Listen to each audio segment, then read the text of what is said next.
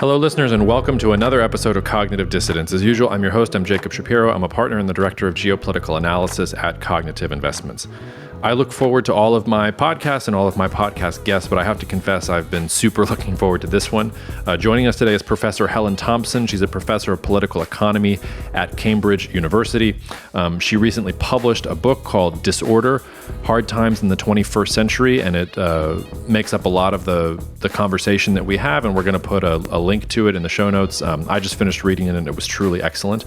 I didn't know Helen. I reached out to her on social media, and she was willing to come on the podcast. So as always, I really appreciate guests who are willing to engage with me sight unseen, and hopefully the conversation was as productive for me as it was for her. She has some really, really thought-provoking ideas, especially about economic nationhood, which crystallized, for me, some of the things I talk about all the time, but maybe didn't even necessarily have the words to explain it, and suddenly I have those words. So thanks so much to Helen for coming on. We recorded on Tuesday, October 24th. This is coming out at the beginning of next week, so I'm sure not a lot is going to happen between now and then that's going to affect the conversation, but just so you know. Otherwise, listeners, you can reach me at jacob@cognitive.investments if you want to talk more about our wealth management services, or if you are interested in our research and consulting services, or if you just want to send me comments and thoughts about the podcast itself. It's always appreciated. Last but not least, tons of new listeners. We're so happy to have you. If you have not yet rated or reviewed the podcast, it takes 2 seconds on whatever platform you listen on, helps us keep the podcast free and helps us keep up pumping content out. So thanks in advance for considering that small favor. That's all I got. Enjoy this conversation. See you out there. All right, Helen, I've been chasing you since the pandemic, and I dropped some balls, and we didn't get you on the podcast. But 3 years later, finally, we're welcoming you onto the podcast, and it's a real pleasure to have you. Are you broadcasting in from Cambridge today? Where are you right now in the world? Yeah, I'm in my office in Cambridge today. Yeah, it's a great pleasure to have the chance to talk to you, Jacob. How is the weather in Cambridge right now? I would assume it hasn't turned. It's actually quite nice, autumnally nice. Well, good. I hope you enjoy the 3 days of nice autumn that you're going to get there in Britain. I don't even know where to start, and we only have an hour, so we could sort of start all over the place. But I think I wanted to start a little bit more generally, which was I just finished your book Disorder. I think it's brilliant. We're going to put a link to it in the show notes if people want to go out and read it. But maybe just give us like the sort of 3-minute standalone argument for how you're seeing the world right now, because it's not just geopolitics for you. You're also working in the economics, and you're also working in some very serious thoughts about democratic government that I think really aren't getting enough play. So I'll leverage you up for just give us sort of the 3-minute take, and we'll go into it from there. Sure, thanks, Jacob. I mean, the point of the book, the reason why I wanted to write it in the first place, was to try to understand what was going on in the 2010s. In particular, the 2016 shocks, which obviously usually get recounted as Brexit and Trump. But I actually thought at the time that the failed coup in Turkey in July of that year should always have been part of the narrative of 2016. And that was obviously a very geopolitical moment. And I thought that one of the problems in the ways in which the first 2 shocks were written about, Trump and Brexit, was that it was all caught up almost like in the psychodrama of American and British politics. There wasn't a lot of like longue durée thinking about what was going on. And so my aim was to try to provide that, to write a long history of the 2010s. What I came up with wasn't my original idea, but what I sort of settled on was that I was going to tell 3 different stories and then try and bring them together. So I was going to tell a geopolitical origin story of the 2010s that would go back all the way to the beginning of the age of oil, the beginning of the 20th century. I was going to tell an economic origin story which would go back to the 1970s and would concentrate, though not exclusively, on monetary and financial questions and their relationship to energy. And then I was going to tell a story about democratic politics in Western countries anyway. And that was a little bit more tricky in terms of deciding on an origin, on a start of the story. But I decided I also wanted to bring in some conceptual apparatus about that. Mm-hmm. And the idea that actually democracies have strong tendencies towards instability over time. And then the project, if you like, was to find a way of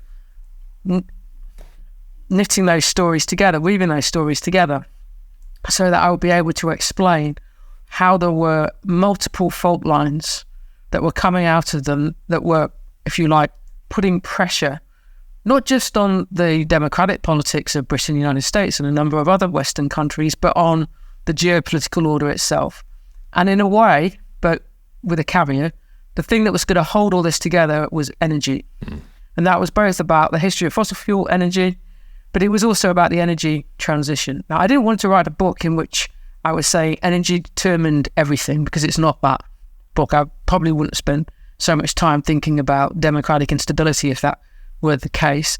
But I did want to say that energy explains more than most people think about the world in which we live, and that there was something quite specific in geopolitical terms about the 2010s that very much was bound up around energy, and that was the geopolitical consequences of the United States returning as the world's largest oil producer, being a significant gas exporter, and that change happening at the same time as China had become the most important energy importing state in the world.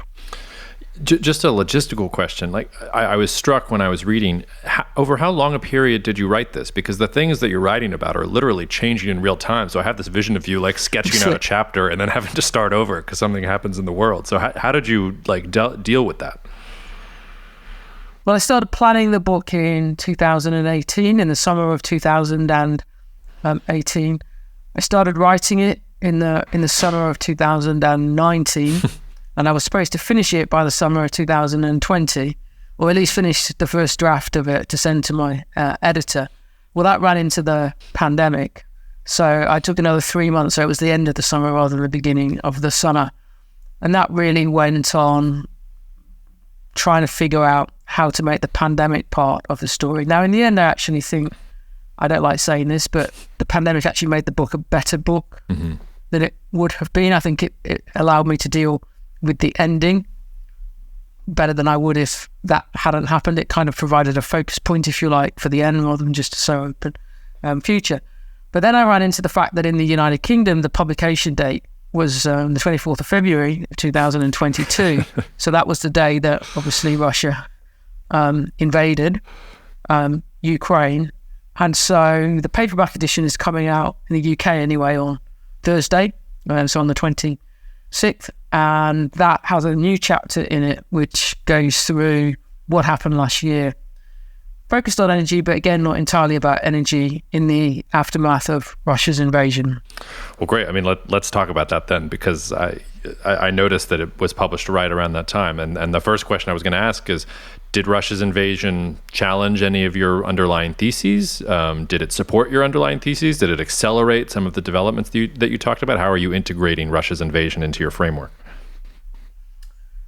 Well, the first thing, to be honest, as well as being very distressed about what had happened and waking up having been to my book launch event the night before and then waking up to that news, was that I was a bit frustrated with myself because I'd actually intended originally, so when I was planning the book in 2018, to have a fourth part to it, which was going to be about territorial politics and the territorial boundaries of states, the contest over them, and its relationship to long cultural and religious questions. And the Russia question in that respect was going to be part of that. Actually, there was going to be more on Israel, actually, in this respect in it than it turned out to be, having not done this fourth part. So, on the one hand, I thought it was a limitation of the book that in giving such a materialist account of geopolitics, which I'd ended up with, and making energy so center, that I wasn't really able to explain what happens when you have a state like Russia that rejects the legitimacy of the nation state that is literally right next to it. On the other hand, I thought, and I sort of came to this view over the first few weeks, maybe the month after the invasion, and it stayed with me when I was writing the new chapter for the paperback. I think that there is a certain continuity that runs through my story, my histories into Russia. That's partly because you can't really explain, I think, the nature of the Russia-Ukraine relationship between Ukraine's independence and Russia's invasion last February without understanding the energy relationship and the pipeline relationships in particular. Now, I don't mean to say that Russia invaded because of the pipelines. I don't believe that for a moment, but they're very much part of the shifting politics around Ukraine's position. And then I would say that one story that I threaded all the way through the geopolitics, so going back to Germany at the beginning of the 20th century, which is the question of what does Germany as a resource-poor country, minus once leaving coal aside, what does it do? What options has it had? And obviously one of the answers in the second half of the 20th century became turn eastwards to Russia. It's an answer that actually also pursued in the 20s and the first part of the 1930s. And then you have this moment of Russia's invasion that it doesn't bring the whole thing crashing down because Germany still has an energy relationship with Russia, either directly or indirectly. But it brings the ability to legitimate that relationship to an end very dramatically. And I thought that I did have history, the historical story, to explain the significance of that for Germany, and then what that meant for the rest of Europe and what that means for the relationship between the United States and European countries, what the knock-on consequences are for the geopolitics of the Middle East around energy. So there were aspects of it where I thought, well, this is part of a continuity. So in doing the chapter for the paperback, I kind of try to explore that tension between what doesn't follow, like the way that the world in a way started again in this respect on the 24th of February, the day the book came out, and the ways in which there was continuity with the previous chapters. I agree with you that it wasn't about the pipelines or just about the pipelines for a second, but in trying to understand Putin's motivations, how much do you ascribe weight to the rise of the U.S. as an energy superpower and, the promises of LNG and hydrogen and nuclear and all these other things in the bloc? Did you think that Putin thought he had a limited amount of time with the energy leverage that he had over Europe and now is the time to move? How do you think he understood that leverage? Because it's still a bit of a question mark for me. I think it still is a question mark, actually, Jacob. And I think that one can't understand generally the moves that Putin made through the 2010s over a number of issues without understanding the ways in which shale, whether that's the oil side of it or the gas side of it, was a big geopolitical disruptor. And obviously it was on the shale gas side of it that was very directly consequential for Putin, both because it meant that actually he left aside one of the Arctic fuels that had been very, very keen previously on developing, realizing it would be high cost in comparison to what the United States could export, and that the United States itself would not be a market for that, which he'd had that hope earlier in the 2000s. But also because for the first time, Russia had a competitor in the United States for the European gas market. In a way, it recreated that dynamic which is there about oil at the beginning of the 20th century when Standard Oil and Russian companies are fighting over the European oil market to some extent, then also cooperating about it, but there's a competition. I don't think we can really understand the ways then in which the second Nord Stream pipeline became the kind of geopolitical question that it was, and the geopolitical tension it caused between Germany and the United States, and then Russia in relation to that, without seeing the significance of the United States' ability to export gas into European countries, including because in Germany, it looked like to many people that when the Americans said, oh, you need to be out of Nord Stream 2 because it's not fair on the Ukrainians, that many people in Germany heard it as, well, you would like your companies to sell shale gas, liquid natural gas exports to us.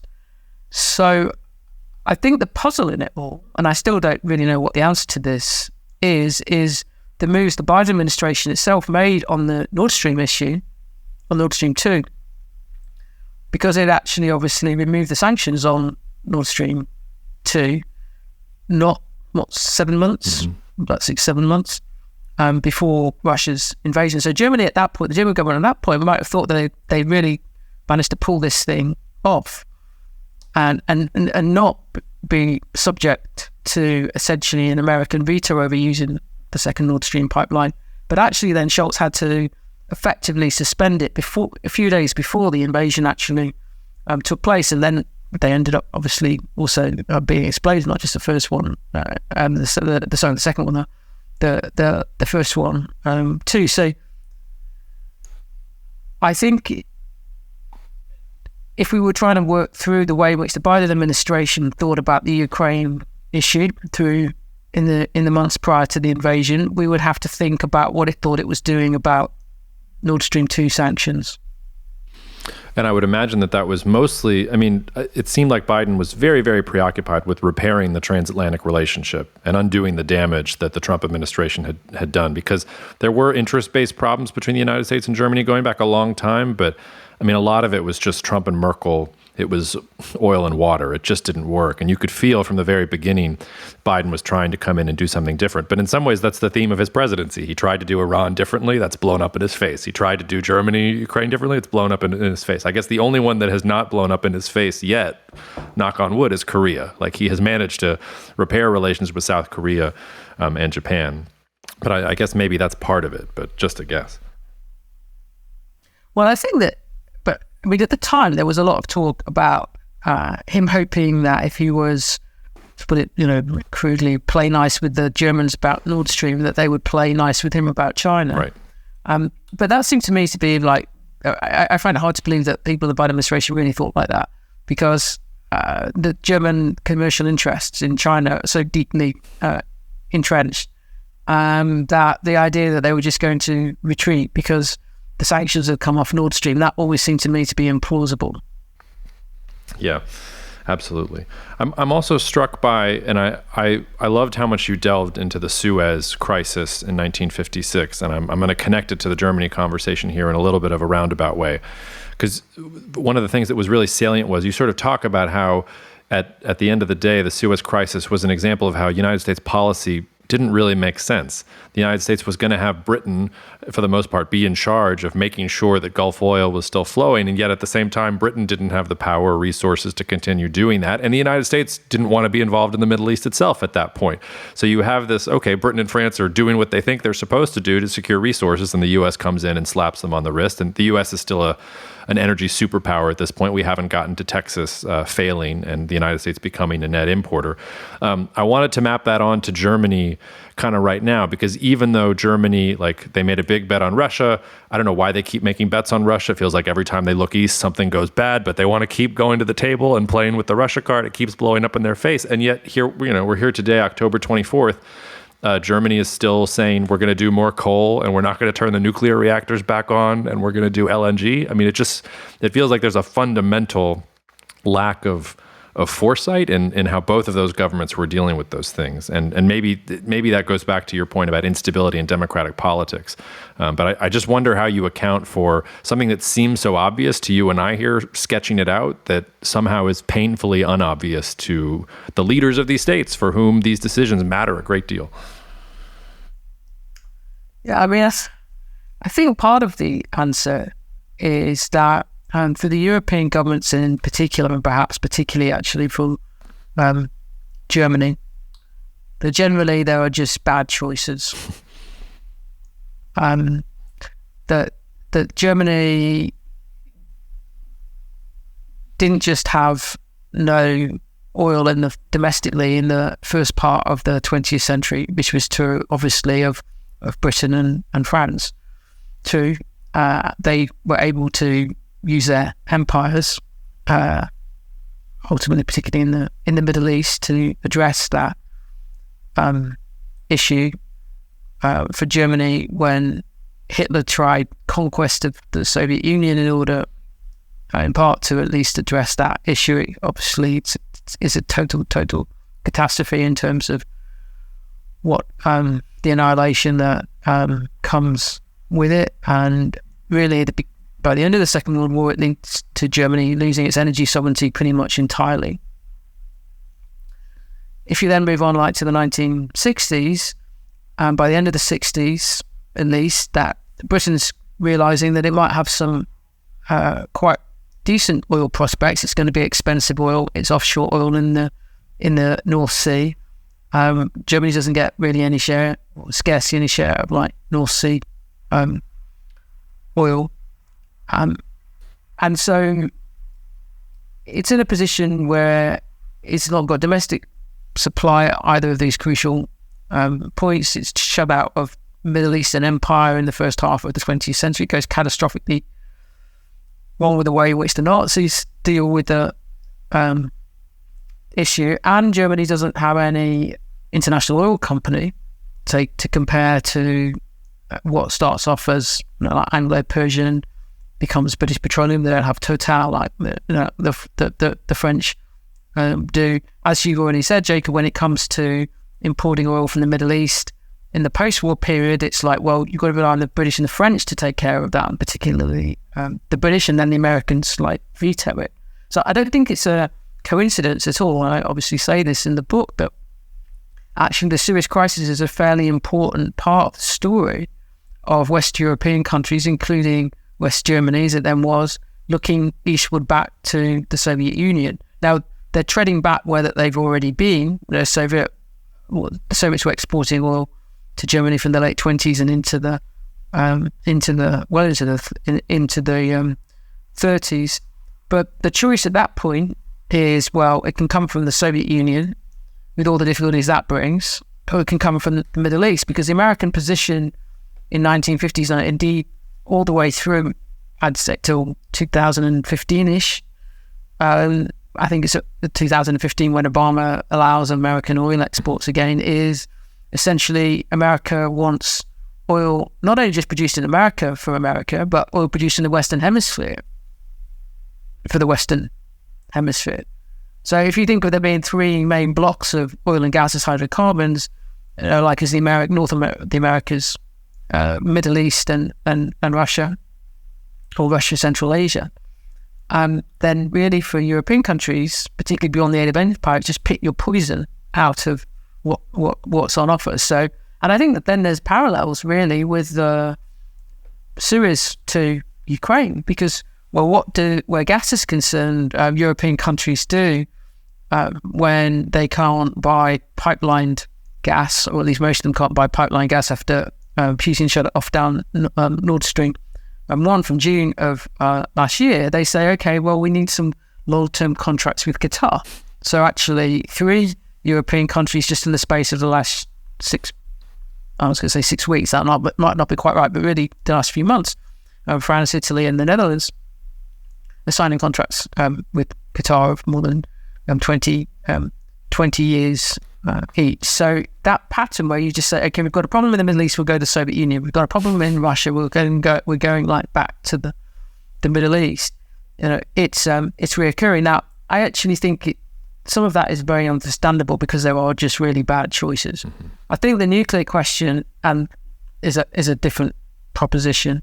I mean, it's not that I don't think there's any geopolitical element to Germany's nuclear power story. I don't think it's a coincidence that France has relations with a number of African countries in particular that give it a reliable source of uranium, from the 70s, in a way which Germany doesn't have those options again. But clearly there was something went on in West German domestic politics about nuclear power in the 1970s and the 1980s that is different, not just from France, but it's different from actually pretty much any other country in the world. Certainly in Europe. I mean, it's the Green Party in Germany have come out of the anti-nuclear power civil movement in the 70s. Then there's Chernobyl in 1986, and obviously Merkel makes her decision to set the deadline for 10 years or 11 years, however long it is, after Fukushima. So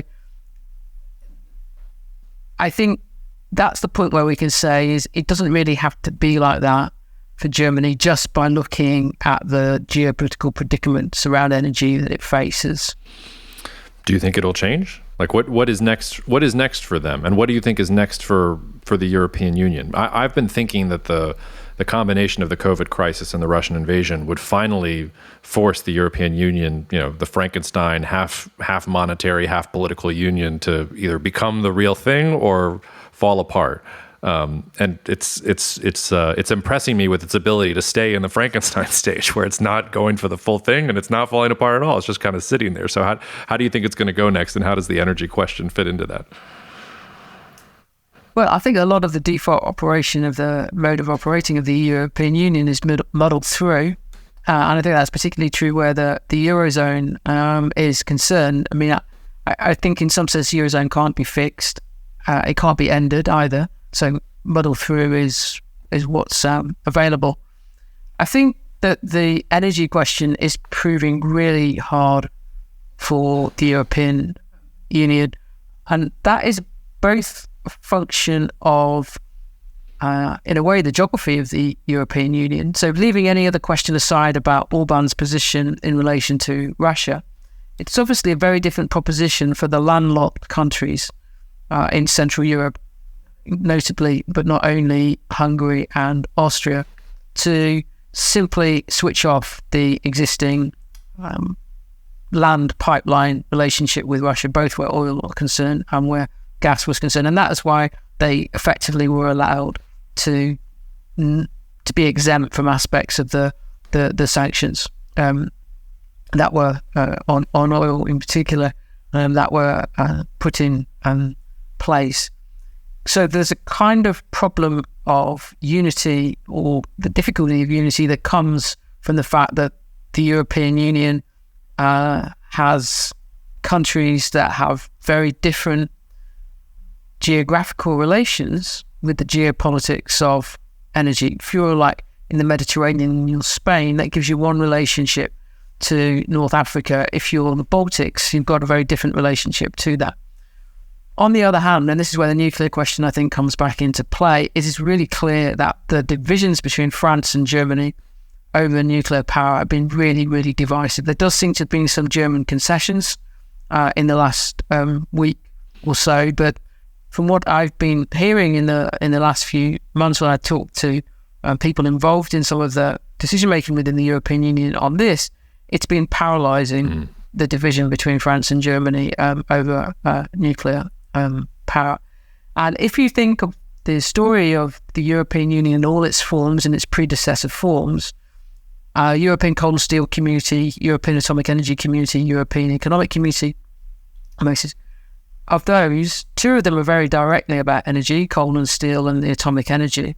I think the European Economic Community has got a great deal actually to do with the oil question in the wake of Suez. The negotiations began before the Suez crisis started. They changed the French position on it, not least because they wanted Algeria to be part of the European Economic Community to sell oil into Algeria. So energy has been a driver of the European project, but it's really difficult to see how energy is a driver of it now. You can see how they want it to be through the energy transition and low carbon energy, but when the two most important states in the European Union can't agree about whether nuclear power counts as a green energy or not, and then that affects a whole host of other things, that's really hard. And that's before we even get to the fact, the problem, that the metals issue, that Europe is, the whole of Europe is in a pretty difficult position. Again, because it's resource poor and it's got to construct relations in parts of the world, some of which have been subject to European empire in living memory. And that's really tough to get around that. So I find it very difficult to see how energy can be the driver of really rebooting the European project. Yeah, France is experiencing that up close and personal right now in Western Africa, in the Sahel. I could talk about energy forever, but maybe I'll just sort of ask one more question in this vein, and then I want to switch to aristocratic excess and economic nationhood, which in some ways were my favorite parts of what you wrote and the thoughts that I thought were most provoking. But let's say you're writing the 4th edition introduction for the paperback because it's a wild bestseller in 2030. Do you think that you're writing about Ukraine's entry into the European Union, or do you think that Ukraine will stay out of the European Union?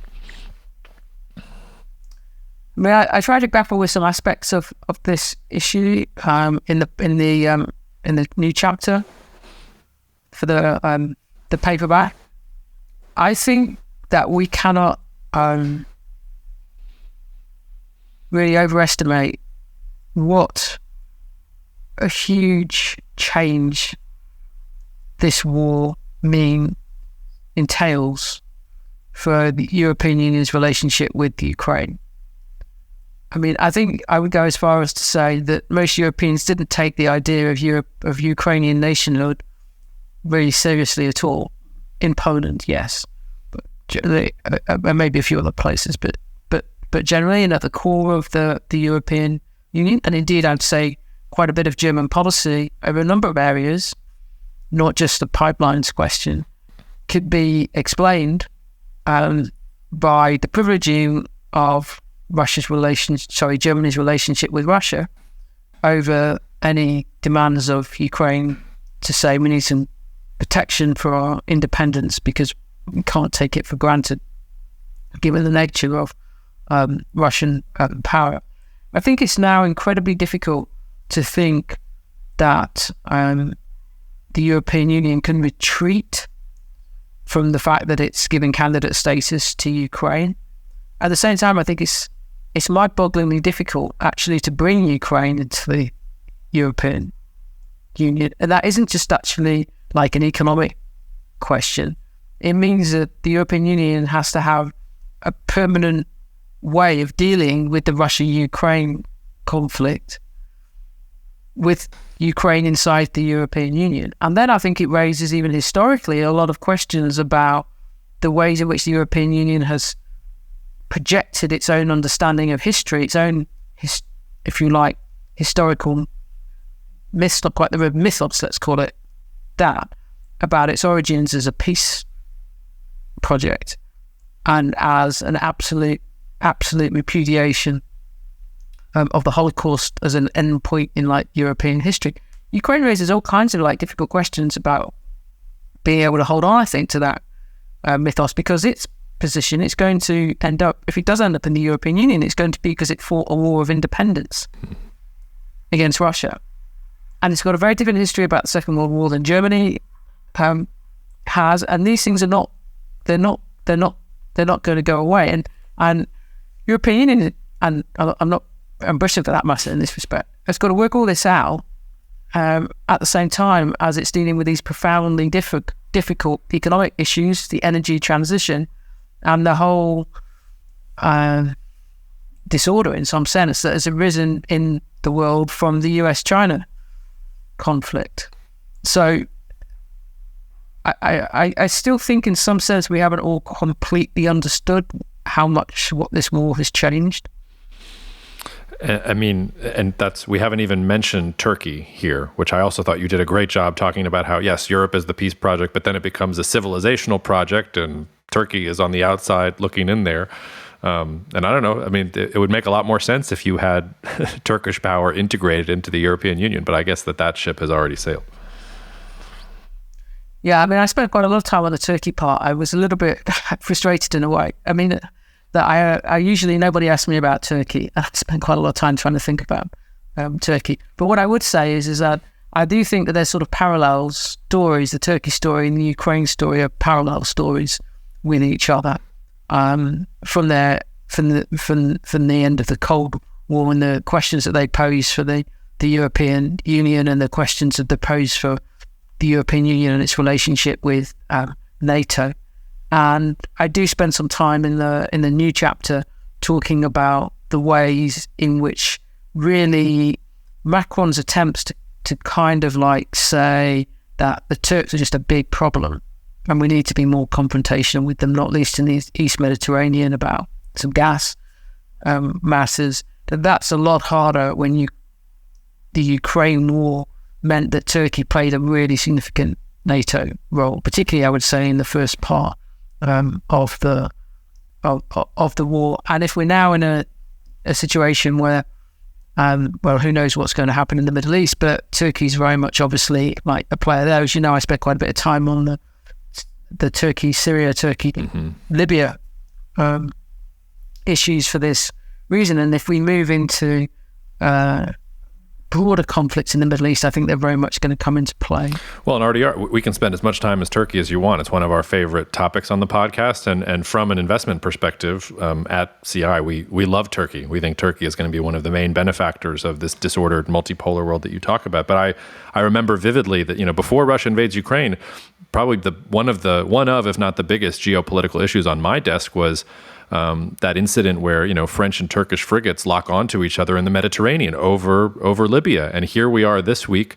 I thought it was going to kind of go away, but France coming out and confirming, yes, we are sending weapons to Armenia, and we want to make sure that Azerbaijan, backed by Turkey, is not going to go and reclaim Nakhchivan or whatever else and continue settling scores. I'm sure that Azerbaijan would have featured well in your territorial chapter if you'd been able to get to it. So it seems very alive and very operative. And it's, I don't know, maybe Macron is thinking that the EU needs something to define itself against, and Turkey is a good thing to define your civilizational project against. But I don't know. It seems like the EU is picking a fight there, especially if it's going to be involved in the Black Sea Basin with Ukraine, that is not going to be good for it in the long term. I mean, absolutely. I mean, is that you can't unpick Turkey's position in NATO. However difficult Turkey behaves as a NATO member. There's a reason why Turkey's in NATO. I think it's Truman who says that at some point when someone in Congress is arguing with him about it, just says, "Look at the map." And I think it's. On the Macron issue, what's interesting is if you go back to like late 2019, or certainly the second half, from the summer of 2019, he's giving those speeches. I'm always trying to read the long speeches that Macron gives.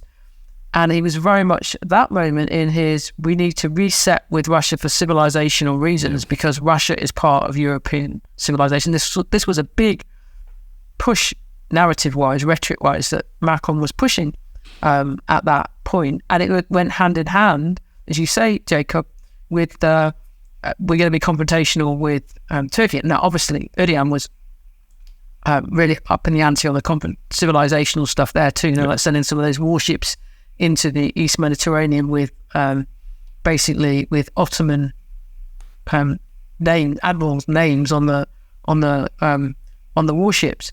But if you then look at where Macron was on Turkey at that point, that was the context in which he said that NATO was experiencing a brain death because of the Turkey issue, like in Syria. But he didn't have any, I mean, there's an absence of substance, I think, to these positions that like Macron takes. I see today he's suggesting that there's going to be an anti-ISIS, put Hamas into with ISIS into a Western crusade is not the right word, but Western effort, let's say, military effort. It might be the right word. He seems keen on these grand. I think they do have a civilizational component for him. But the bottom line here is his bet on the Russia one was just completely and utterly shattered. Yeah. Well, and in that, I guess he has good company.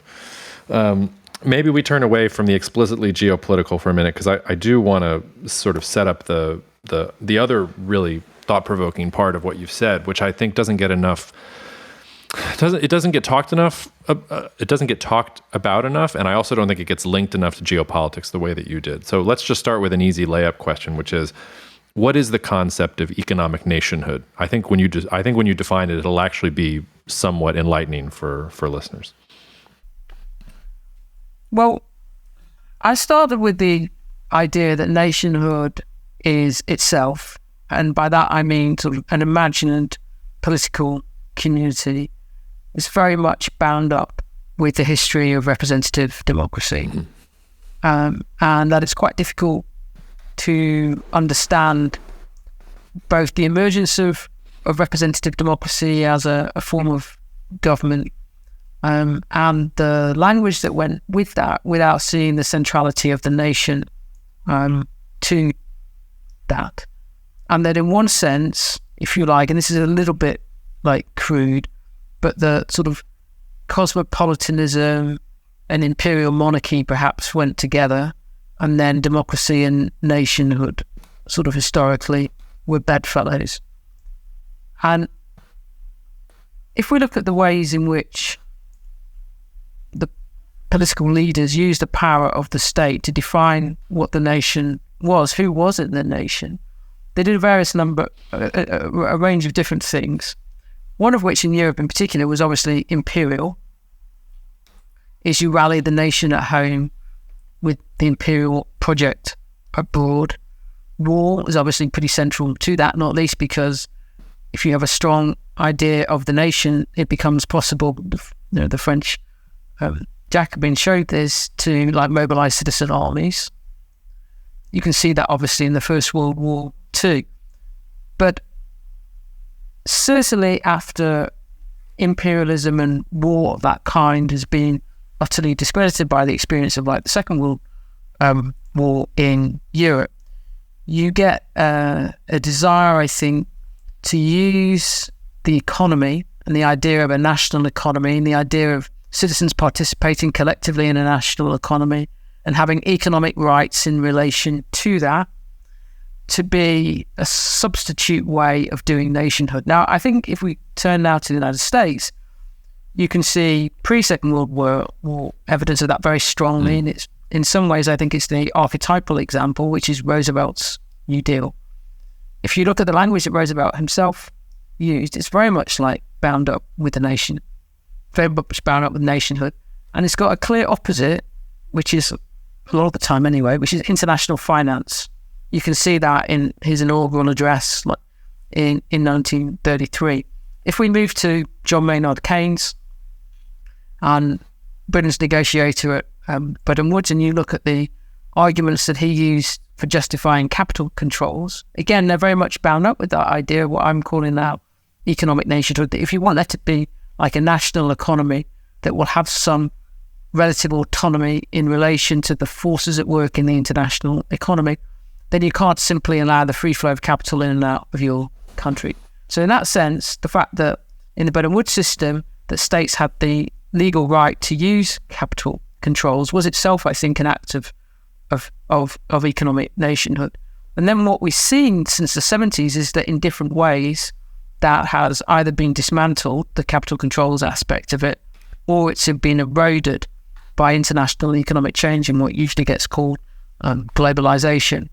And that the idea that there's a political community that can be lined up with a national economy has become much harder to sustain. Now, if we then think about it in terms of democracy, I don't think the political need for nationhood has gone away. You still need things that bind citizens sufficiently together that they will accept when the other side wins in an election, particularly a consequential election, say like 2016. But it's become a lot harder and for politicians to do that. And I think one of the things that's then happened is as it's become harder on the economic side to define nationhood through welfare states, citizen economic rights, then you've had politicians who've been more willing to use nativist sentiments, appeal to nativist sentiments in order to try to rescue some idea of economic nationhood. But then that becomes very destabilizing because obviously it's exclusive in who it includes in the nation. Yeah, and I thought your discussion of how sort of the economic disease of democracies, to use your terminology, was inflation, and that in the 70s you get rampant inflation, and the era of deregulation and getting rid of capital controls and more globalization, more free trade, that's about driving down the price of things. Because if you can get the cobalt from Congo and the Taiwanese can make the semiconductors and I can ship it over here, okay, like the iPhone now goes down to a price that anyone can afford. And it's striking to me that we're now back in a quote unquote inflationary environment, that all of the central banks are thinking that this is a demand issue and goes back to COVID, when really it's sort of a supply issue. We're deglobalizing, we're nearshoring away from China. Everybody's talking about economic nationhood in some ways. They're not using those terminologies. Modi says it's self-reliance in India, and Erdogan gets criticized by The Economist for unorthodox monetary policy, which is really just normal like monetary policy from the narrative that you're telling from back in the 60s and 70s. And I don't know, I worry that people have gotten used to lower prices for things. And the thing is, if you want to have more geopolitical security concerns, or you want to have more sovereignty, you're going to pay higher prices for things. And it seems like we're on this collision course where we're paying higher prices for things, but nobody is willing to accept that also that's, that inflation is going to be part of that, and the role that governments have in playing that. It just seems like we're headed for a collision in some sense. Do you have anything to make me feel better about that? No, I mean, that is what if you want more resilience from geopolitical shock, if you want there to be more manufacturing production done in Western countries, not only for that reason, but also because you worry about what the political consequences of the deindustrialization of Western countries has been, then you're going to have to accept that means that at the very least there's going to be a significant inflationary shock while that transition away from the, let's use globalized for the shorthand, globalized world economy, while that takes place. And the gains in efficiency, to use the economist's language, that globalization brought are going to disappear. Now, there may well be good reasons for this. It may well, and it goes back to the energy question. Do you want to make yourself? Does any country want to make itself dependent upon supplies of energy that can be easily cut off, not just in times of war, but in times of serious geopolitical tension? Of course that they don't. But at the same time, is that going to mean that the energy is going to be more expensive? And you can already see that in relation to the situation for European countries like Germany, having to buy now liquid natural gas rather than the cheap pipeline gas that they were used to getting from Russia. If you want to say we can't have that relationship with Russia any longer for geopolitical reasons and because we're supporting Ukraine, then certain consequences follow from that, and one of them has undoubtedly been inflation. Yeah, I mean, I couldn't have said that any better myself, but I don't know, because how are they going to roll this back in some ways? Because if you have these national corporations that have become so powerful and which seem to transcend borders, I mean, they also almost become geopolitical actors in and of their own right. They're almost trying to conserve their position, right? Yeah, I think this is a really interesting question that there is no way that, I don't think we've seen enough to know what the answer to it yet. I mean, I think part of the future is going to be actually conflict between states, Western states, and big corporations of their own. Mm-hmm. So it's not at all clear that the American government can simply say, okay, we need to have a less risky economic relationship with China. And that means that Apple jumps into line and says, oh, yeah, of course, we'll change our entire, international supply chains to accommodate this new geopolitical preference. It's not going to work like that. I think the outcome of who is going to prevail in the end is still uncertain, and that in part will depend on how bad the geopolitical tensions become. But I also don't think that this is historically new, because I mean, if you go back to 1930s America after the Nazis came to power, there were still plenty of corporations that carried on doing business. Yeah. Including at times through the war, because it's not the case that the geopolitical completely overrides corporate interests. There will be a tussle, there will be a political struggle, there'll be part of the domestic politics of the country, as I think it was actually in the United States during the Roosevelt administration, but that too will become part of the world. And in that sense, the geopolitical logic is not determining of these things. There's still going to be a domestic political contest about what to do about the geopolitics and what corporate profitability, what maybe in terms of inflation, macroeconomically might have to be sacrificed for the geopolitical conflict to ensue. Yeah, we're having Paul Triolo's coming on the podcast next week to talk about semiconductors in this vein. And I think the perfect example of this is both the Trump and Biden White Houses have talked about the trade war with China and preventing China from having the commanding heights of the new tech economy and using semiconductors as a lever against China. But then when the Biden White House actually announces the restrictions, they're much less than was rumored to be so. There are exemptions. It looks like indefinite exemptions for South Korea and for Taiwan. It's almost like the United States bluffed right up to the line and then realized, well, if the United States really does go after China in this way, we're going to shoot off our own foot. And suddenly the global economy is going to go into complete chaos. So in some ways, you sort of need a global conflict or something like that to do the reset. I mean, I guess World War II also happens in that context, right? Yeah, I mean, you can see it as well. And over certain things, if you look at the history of leading up to World War II on the US-Japan side, then the question of what do you do about a country that's very dependent upon you for an import, in this case, obviously, oil that it is then willing to conquer to get if you're not willing to trade with it, but it also is the means by which you can punish it, try to deter its behavior. It becomes a terrible tangle, because you end up doing the things that actually incentivize the behavior that you don't want to see. Where do you think the role of the dollar goes in the context of this? Because the dollar in some ways is the symbol of the system, and the U.S. hasn't really been willing to pull back on that. It goes back to the left hand not seeming to know what the right hand is doing. But when you start talking about the high debt levels that we've seen rising and inflation levels and debasement of currencies, do you have concerns about where the dollar, and I guess Britain went through this at one point with the pound as well, but I just wonder where you think the dollar goes from here. Yeah, I mean, generally, that I am not of the view that there's much real risk for the United States of de-dollarization in the medium term. I think there's still a set of quite strong structural factors that privilege the dollar's position, not least really the centrality of the dollar in the euro-dollar markets and the importance of the euro-dollar to the way in which basically credit circulates in the world economy, and that the last massive crisis of the euro-dollar system back in 2007, 2008 led to the strengthening of American monetary power via the Federal Reserve Board, in particular the dollar swap line issue, rather than the weakening of American financial and monetary power. So do states like China, Russia and others have very strong incentives to try to find alternatives to the dollar? Absolutely.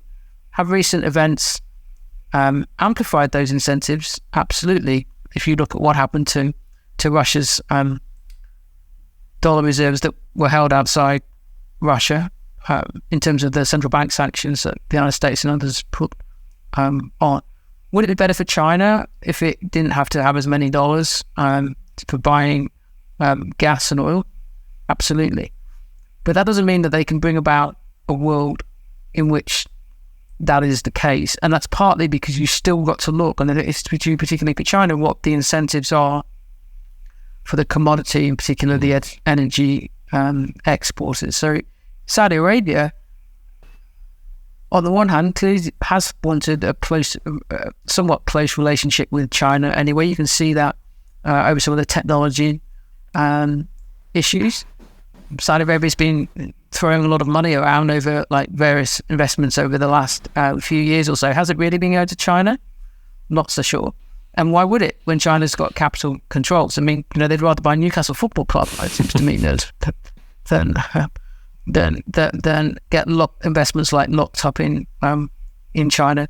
So the desire of the revisionist powers to find alternatives to the dollar isn't anything like a sufficient reason to think that de-dollarization is going to happen.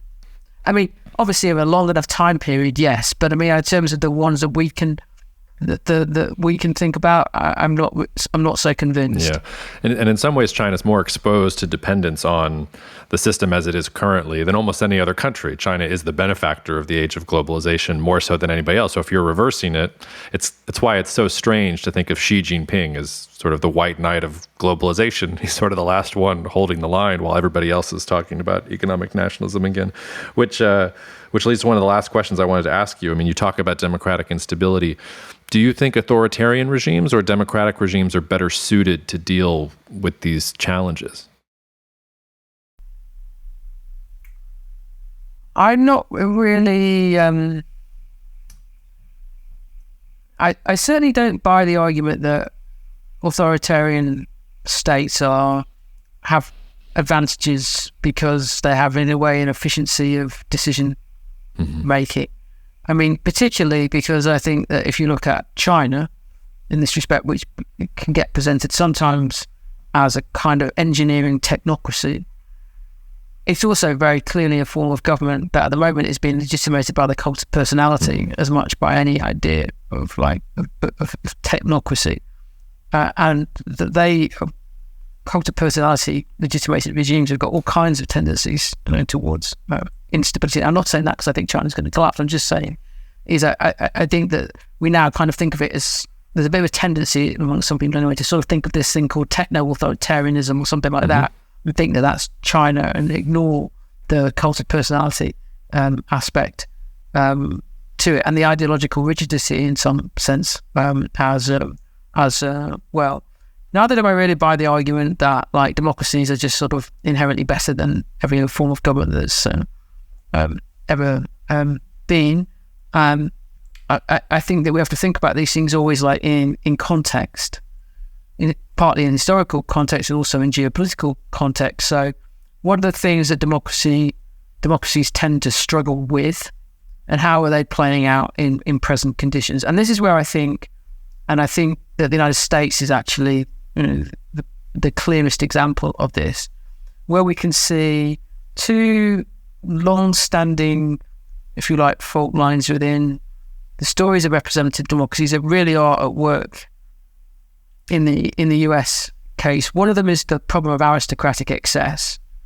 And I think you cannot really understand how Trump was able to win in 2016 without his ability to mobilize sentiments generated by that problem. Now, that doesn't mean that he wasn't part of aristocratic excess himself. He very much was, but he was kind of simultaneously acting as like a whistleblower from inside on it.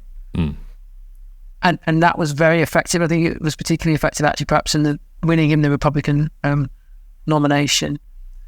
And then if we talk about the nationhood question, we can obviously see all the dangers that nationhood brings and the ways in which Trump was able to use nativist prejudices and resentments to win the election in 2016, and may well try to do so again. But I think we can also see, and I'd say that this is true of 2016 and 2020, without an idea that there is some kind of commonality of American nationhood, then it's very difficult to have election results where the losers consent to losing them and don't see it as incredibly dangerous for them to lose. And I think if we then think ahead to the American election next year, then this is very, very much, I mean, I kind of have a sense of dread when I try and think about the American election next year, because I think we can just see that the weakness of American nationhood in this sense that I'm talking about, it's serving this political purpose in representative democracies that allows for losers' consent. It's just breaking it's not there, I think, in the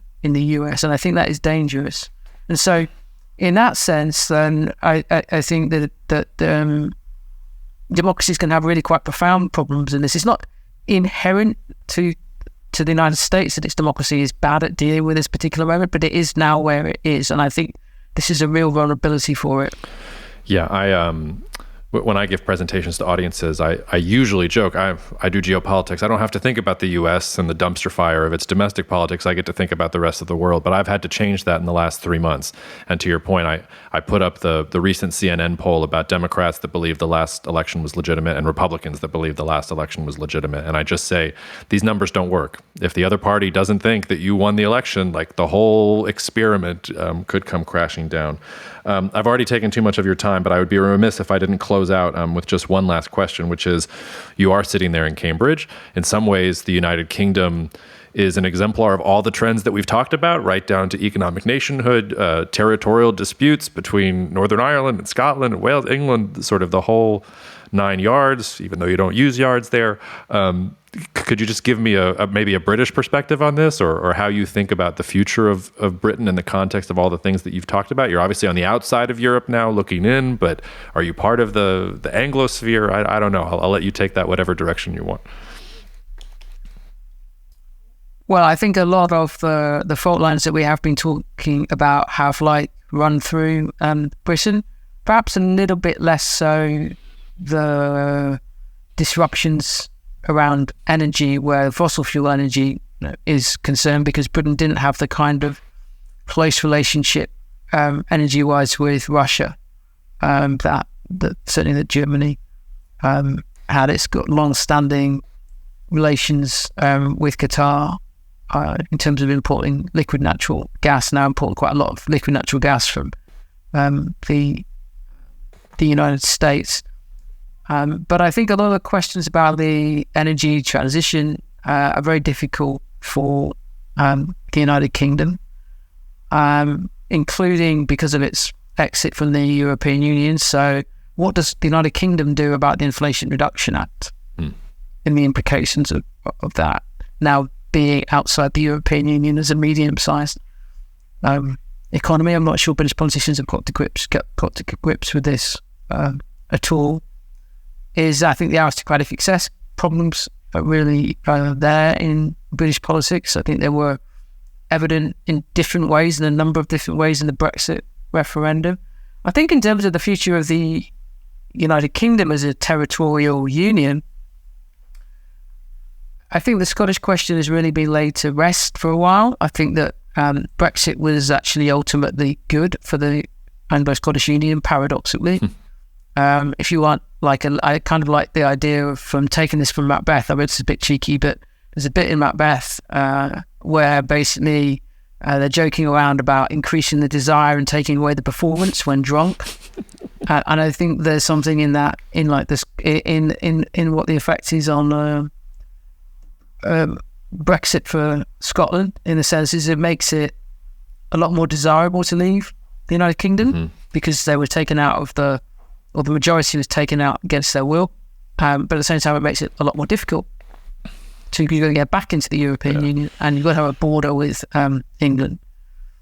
I think where Northern Ireland is concerned now, that's a whole different question, and I suspect that there is going to be quite a lot of the politics of the United Kingdom that is going to be dealing with the Northern Irish question for some time to come, and the possibility of a border poll. I wouldn't want to make a prediction about when I think that might happen, but particularly given how difficult it has been to keep the devolved institutions running, and essentially that the Democratic Unionist Party is in some ways removing itself from being a party that wants to participate in devolved institutions in Northern Ireland, or at least on some quite clear terms. The status quo isn't going to be tenable, I think. I mean, obviously, muddle through will prevail for quite, some time, but that question of the territorial union for the UK isn't going away. Yeah. All right, well, Helen, I probably should take the bit out. I mean, because the Macbeth thing, just take the Macbeth thing out, because I just it opens up a can of worms, and someone in Scotland will say that was unfair. Oh, okay, I'll take it out, even though I loved it, but I can take it out if you want. Okay. Well, Helen, thank you so much for your time. I hope you'll come on and join us again. I thought this was really great. No, I'd love to come back, Jacob. It was great. Thank you very much, and thank you for tolerating the fire alarm here. Oh, that's fine. I love a little last minute hitch.